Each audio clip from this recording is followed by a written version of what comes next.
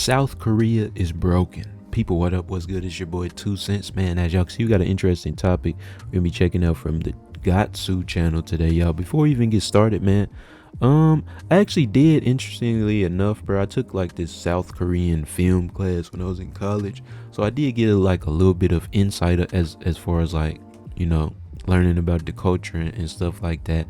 I know like the birth rates are down, and I know like bullying in schools is like a pretty big thing, but we getting educated today, man. Let's check out what's going on in South Korea, y'all. Let's get it.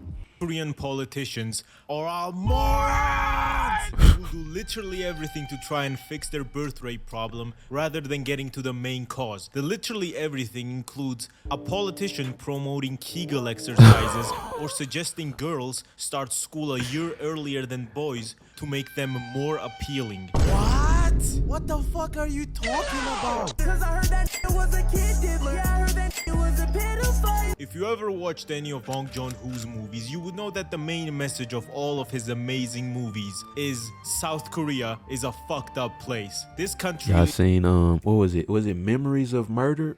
Or is it Mysteries of...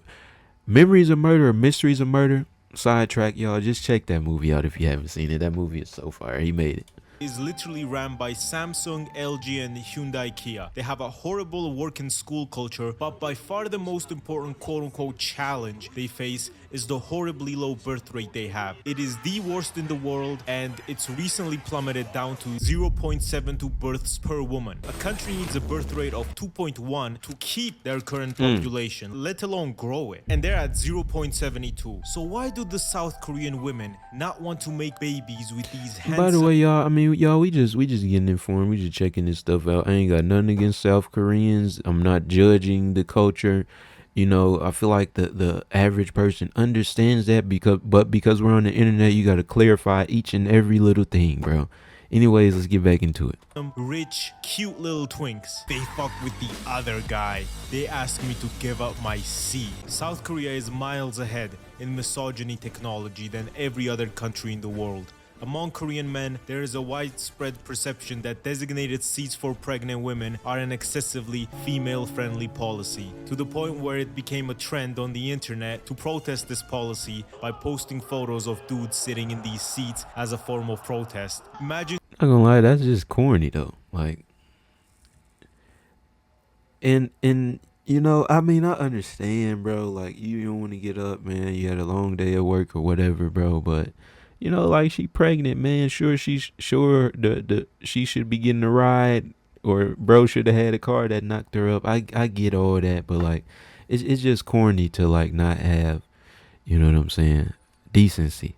You get me? You're a woman in South Korea, right? You already have these unbelievable, unrealistic beauty standards where to be considered pretty, you have to be basically a supermodel. South Korea has the most plastic surgeries per capita in the world, with over 1 million operations happening every year. And with every 1 in 4 women aged 19 to 29 already having plastic surgery done, with men being 2%. On top of this, these motherfuckers decide to give you the largest wage gap on the planet for your hard work. And they only decriminalized abortion in 2021, 3 years ago. It's not legal now, but it's not illegal either. Me personally, if I was a woman, I would be crashing out and tweaking. Man, fuck men in particular, but not literally, which is how the 4B movement spawned, which means no dating, marriage, childbirth, or sex with dudes. And when your country's laws about... Word, so that's just a part of the culture for real, like they word. So no, interesting, man.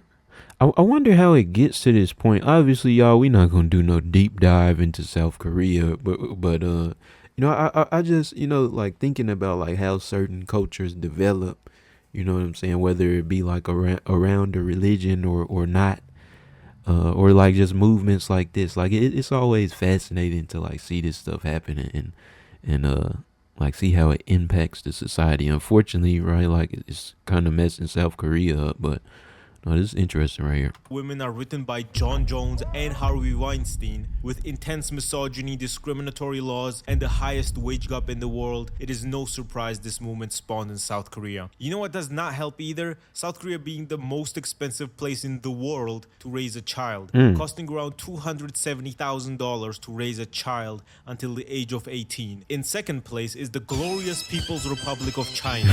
Taiwan, South Korea. Your destiny is to be obliterated into nothing by a Chinese Dongfeng missile. So I wonder, and maybe he'll get into it. And obviously, this video is mixed with jokes and facts, of course, right? But I wonder, like, because that's more of like a. I feel like there could be like government programs outside of bro thrust in the air in the middle of the street to, right? Like make raising a child more affordable. I'm pretty sure like countries like Norway and Finland have stuff like that, but I know it's like really expensive to like raise a kid pretty much everywhere else. But I feel like something like that would definitely help, and it's a no-brainer to me. But you know what I'm saying, I'm not a part of the government, so what can I do? So, South Korea has this phenomenon called academic elitism, where basically if you don't go to the best universities they have to offer, your life is basically over. You're gonna get a shitty job, no money, you will be sucking dick behind the KFC on Daehakdo Street for money. And then there are the Sky Universities, Seoul, Korea, and Yonsei Universities. Whether or not you get into one of these three universities decides your financial and social position in the country for the rest of That's your pretty life. silly. It's like parkour civilization. So there's a huge pressure on the Korean youth to get into one of these, which is why private tutoring has a whole term for it called hagwons, and why it's a $20 billion industry. Because every parent, no matter their financial capability, wants their child to succeed. And since Korean society is set up in a way where you need to go into the sky schools, Korean households spend more on private tutoring than housing and food. Because of these exorbitant prices, households can barely afford one kid, let alone more. And they also probably don't want to put their kids through the same education hellhole they went through. An 8-hour entrance exam? Real question. 48 hours with Diddy or 8-hour entrance exam? Which one y'all choosing, man? I'ma choose. I ain't gonna say. That decides the rest of your life. Discuss in the comments below. The Korean entrance exam, Oh, CSAT, aka Kokskibidi ass torture, literally has killer questions that are bullshit questions just to make the student scores lower. A lot of times these questions aren't included in normal schools either, but are only included in these private tutoring schools. So already, if your kid is not in those expensive private cram schools, he's set back by this capitalist shithole called South Korea. And these killer questions are either some insane deluded algebra questions that have not been solved by any mathematician ever, or some obscure literary takeouts. What did Tyler respond to Kai Cenat when Kai asked her out on a date? Oh my I know god. that it's we just friends though. Question answer Did one. Tyler respond Right? to Yeah.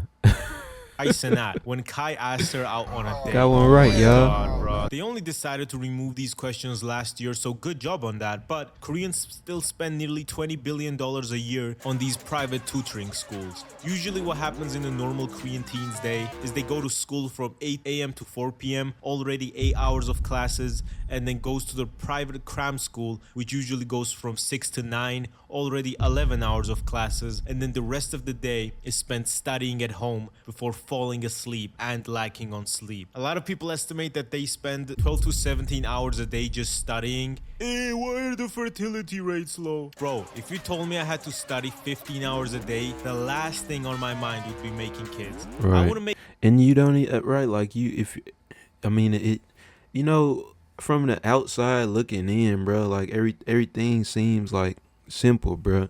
If everybody's in school all the time, like you don't even have time to develop a personality or see what the things are that you even want to try to do or try to aspire to.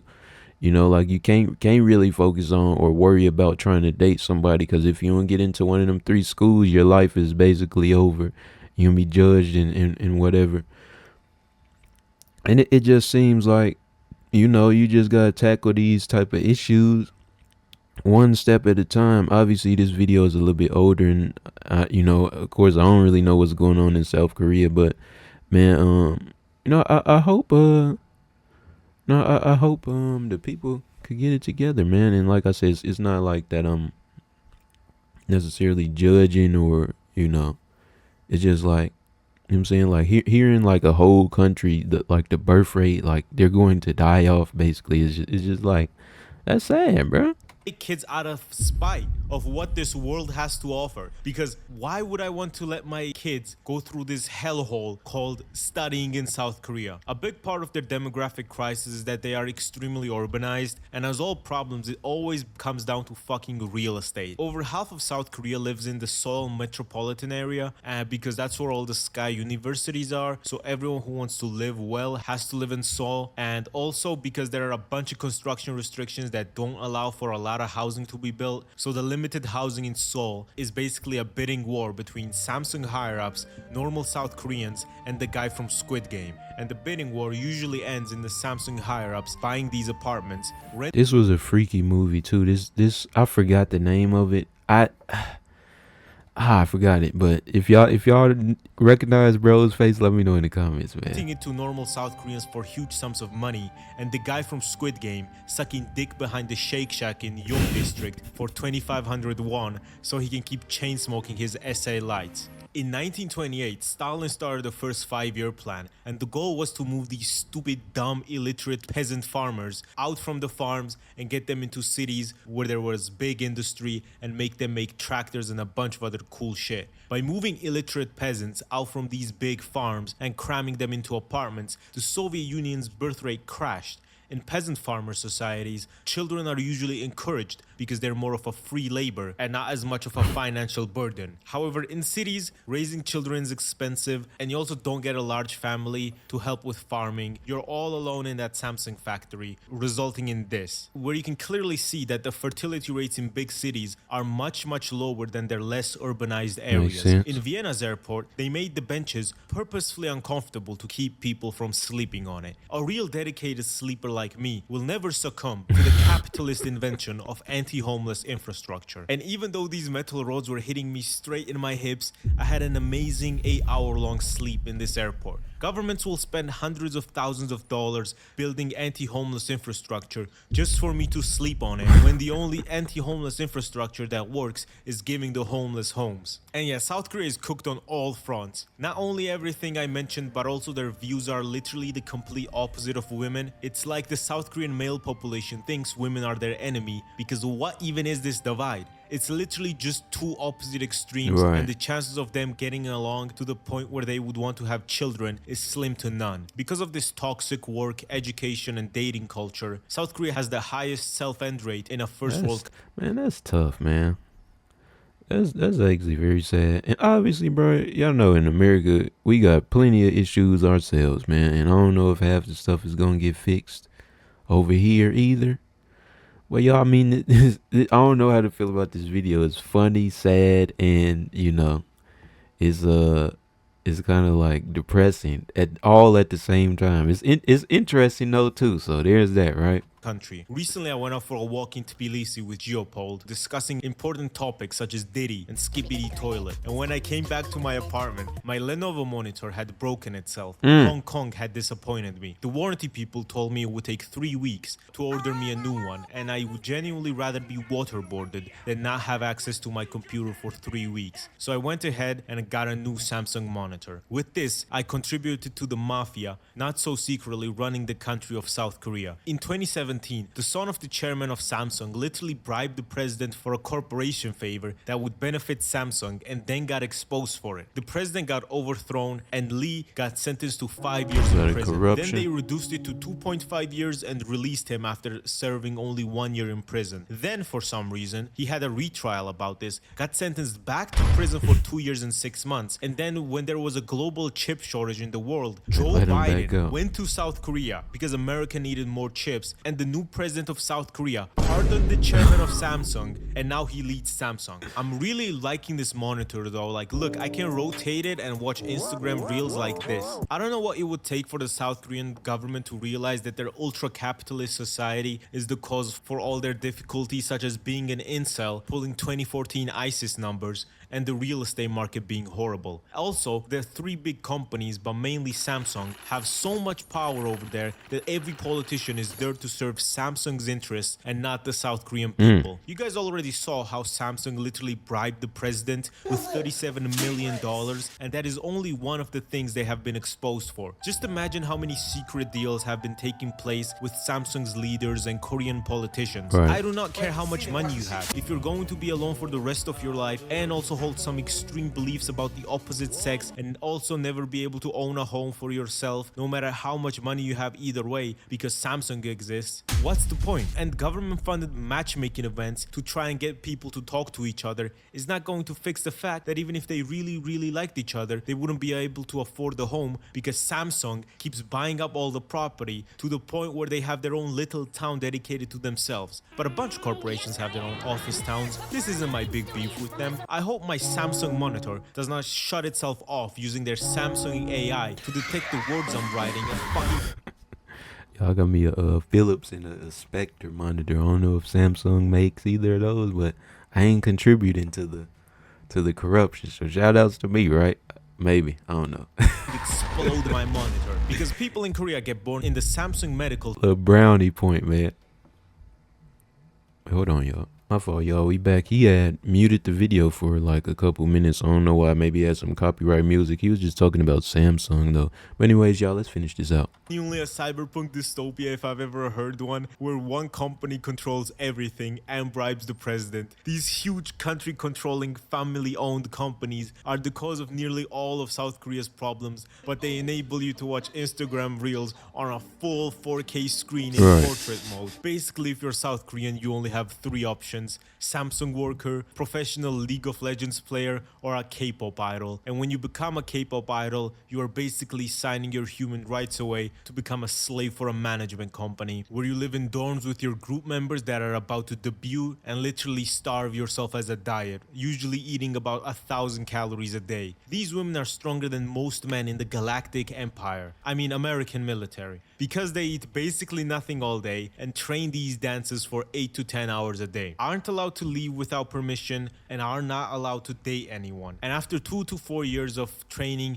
they might not even debut because their management company will refuse it. So put some fucking respect on K-pop's name. You might not like the music, but the work these people put in and the literal slavery they had to go through to get to where they are is just respectable. Game recognizes game. If I was a slave for 4 years and then random American teenagers made fun of me because I look gay and have plastic surgery, I would tweak out. I would defect to North Korea and send one of their Hwasong 19 missiles to that kid's house. Bye-bye, Russia! What do you think nearly all the cinema that comes out of South Korea is about hating rich, big, corrupt companies such as Parasite and Squid Game? This is their reality that they're living through. Side note, on top of this, they require me a visa to go there? Ah, hell nah! You know who doesn't require a visa for me? The European Union and China. I know who I'm choosing. Like and subscribe and goodbye.